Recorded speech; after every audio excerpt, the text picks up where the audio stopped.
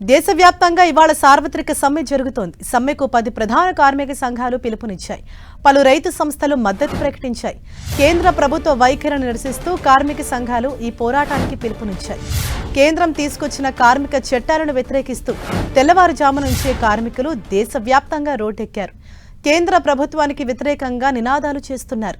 కేంద్రం తీసుకొచ్చిన కార్మిక చట్టాలను వెంటనే వెనక్కు తీసుకోవాలంటూ డిమాండ్ చేస్తున్నారు. ప్రస్తుతం ఉన్న 29 కార్మిక చట్టాల స్థానంలో గత ఏడాది నవంబర్లో కేంద్ర ప్రభుత్వం నోటిఫై చేసిన 4 కొత్త కార్మిక కోడ్లు వివాదాస్పదంగా మారాయి.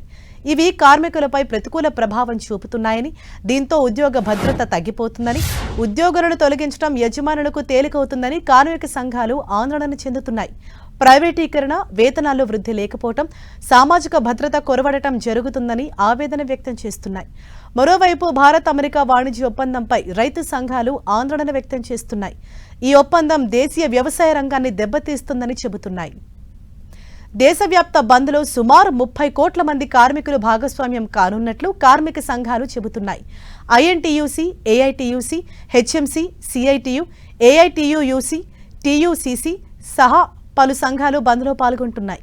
సంయుక్త కిసాన్ మోర్చా, ఆల్ ఇండియా కిసాన్ సభ సహా పలు రైతు సంఘాలు కూడా ఈ బంద్కు మద్దతు ప్రకటించాయి. ఇక భారత్ బంద్తో దేశవ్యాప్తంగా బ్యాంకింగ్, రవాణా, ప్రభుత్వ కార్యాలయాలకు తీవ్ర అంతరాయం కలిగే అవకాశం ఉంది. ముఖ్యంగా పెద్ద సంఖ్యలో కార్మిక సంఘాలు పాల్గొనే అవకాశం ఉన్న కేరళ, ఒడిశాలో ఈ ప్రభావం ఎక్కువగా ఉండొచ్చు. నిత్యావసరాలు, ఆసుపత్రులు, అంబులెన్స్ సేవలు, విద్యుత్, నీటి సరఫరా వంటివి యథాప్రకారం కొనసాగుతాయి. బ్యాంకులకు అధికారికంగా ఆర్బీఐ సెలవు ప్రకటించకపోవడంతో సేవల్లో అంతరాయం కలిగే అవకాశాలున్నాయి. నగదు లావాదేవీలు, చెక్లు క్లియరెన్స్లో జాప్యం జరిగే అవకాశం ఉంది. ఇక స్కూళ్లు, పాఠశాలలకు అధికారికంగా ఎలాంటి సెలవు ప్రకటించినప్పటికీ స్థానిక పరిస్థితులను బట్టి మూతపడే అవకాశాలుంటాయి. 4 కొత్త కార్మిక కోడ్లను రద్దు చేయాలని, అవి కార్మికుల హక్కులను బలహీనపరుస్తున్నాయని ఆరోపిస్తున్నారు కార్మిక సంఘాల నేతలు.